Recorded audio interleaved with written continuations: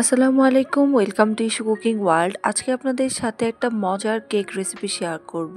ঘরে যদি ডিম, দুধ, ময়দা কিছুই না থাকে, তারপরে কিন্তু আপনারা চাইলে এত সুন্দর একটা কেক তৈরি করে নিতে পারবেন। চলুন ঝটপট আজকের এই কেক রেসিপিটি দেখে নেই। আজকে আসলে আমাদের বাসায় ডিম ছিল না, তা আমি চিন্তা করলাম যে কি করা যায়। তারপরে আমি ভাবলাম যে তাহলে চলুন আজকে আপনাদের সাথে ডিম, দুধ আর ময়দা ছাড়াই কিভাবে কেক তৈরি করা যায় সেই রেসিপিটি শেয়ার করে নিই। এই জন্য প্রথমে আমাদের লাগবে সুজি। আজকের কেকটি আমি সুজি দিয়েই তৈরি করে নিব।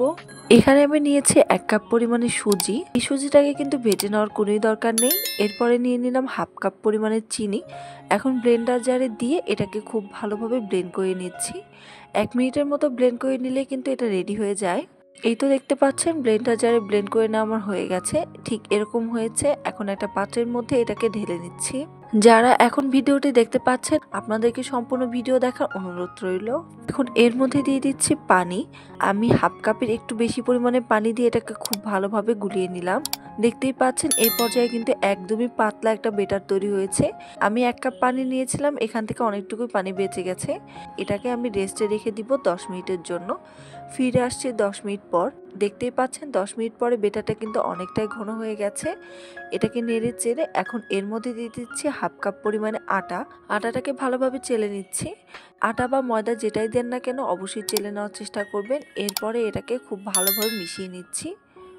এই তো দেখতে পাচ্ছেন আমার মেশানো হয়ে গেছে। সামান্য একটু লবণ দিয়ে দিলাম। অনেকে লবণ দেয় না, না দিলে বাদ দিয়ে দিতে পারেন, তবে মিষ্টি খাবারে একটু লবণ দিলে টেস্টটা ভালো আসে।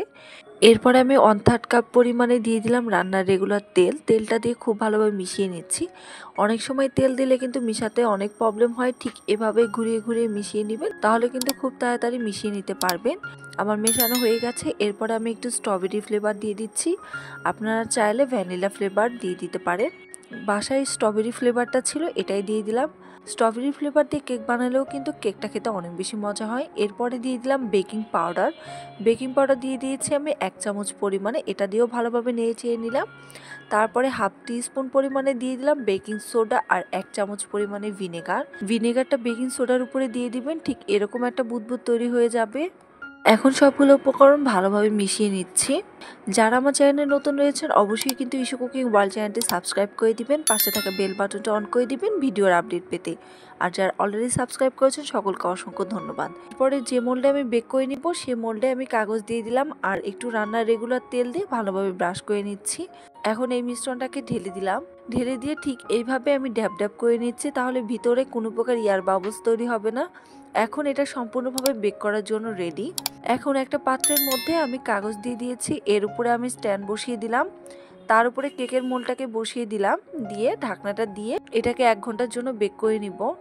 ফিরে আসছে 1 ঘন্টা পর। দেখতেই পাচ্ছেন কেকটা কিন্তু খুব সুন্দরভাবে বেক হয়ে গেছে।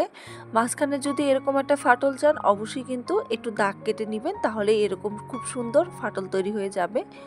দেখতেই পাচ্ছেন উপরে কিন্তু খুব সুন্দর একটা দারুণ কালার চলে এসেছে। এই কালারটা যদি নিতে চান তাহলে অবশ্যই কিন্তু সিলভারের ঢাকনা ব্যবহার করতে হবে, তাহলে কিন্তু খুব সুন্দর একটা এরকম কালার চলে আসবে। দেখতেই পাচ্ছেন কেকটা কতটা স্পঞ্জি হয়েছে। খেতে কিন্তু অনেক মজা হয় এই কেকটা, আর এতটাই সফট এই কেকটা, একবার না বানালে বুঝতে পারবেন না। এটা কিন্তু অনেক বেশি সফট। এই কেকটা ছোট বড় সবাই খেতে খুবই পছন্দ করবে। বাসায় কিন্তু একবার হলেও ট্রাই করবেন। শুধুমাত্র 1 কাপ সুজি দিয়ে দেখতেই পাচ্ছেন আমার কতগুলো কেক তৈরি হয়ে গেছে। এই কেকগুলোকে কিন্তু আপনারা এয়ারটাইট বক্সে সংরক্ষণ করে 2 থেকে 3 দিন খেয়ে নিতে পারবেন। আর এই কেকগুলো খেতে এত বেশি মজা হয়, একদিনেই শেষ হয়ে যায়। অনেক বেশি মজা, আপনারা বাসায় একবার হলেও ট্রাই করবেন। 1/2 কাপ চিনি দিলে কিন্তু মিষ্টিটা একদমই পারফেক্ট মনে হয়েছে আমার কাছে। আপনারা চাইলে আরেকটু বাড়িয়েও দিতে পারেন। তো যাই হোক, দেখতেই পাচ্ছেন কেকটা কতটা সুন্দরভাবে বেক হয়ে গেছে। আর এই কেকটা কিন্তু খেতে অনেক বেশি মজা, একবার হলেও ট্রাই করবেন। বিকালে নাস্তার জন্য কিন্তু আপনারা চায়ের সাথে এই কেকটি বানিয়ে নিতে পারেন। সুজির এই কেকটি ডিম ছাড়া হলেও কিন্তু খেতে অনেক বেশি মজা। আর কেউ বুঝতেই পারবে না এটা আপনি ডিম ছাড়া, দুধ ছাড়া, ময়দা ছাড়া তৈরি করে নিয়েছেন।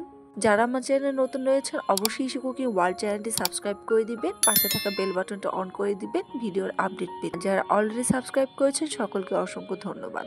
আর ধন্যবাদ সবাইকে যারা সম্পূর্ণ ভিডিওটি দেখছেন।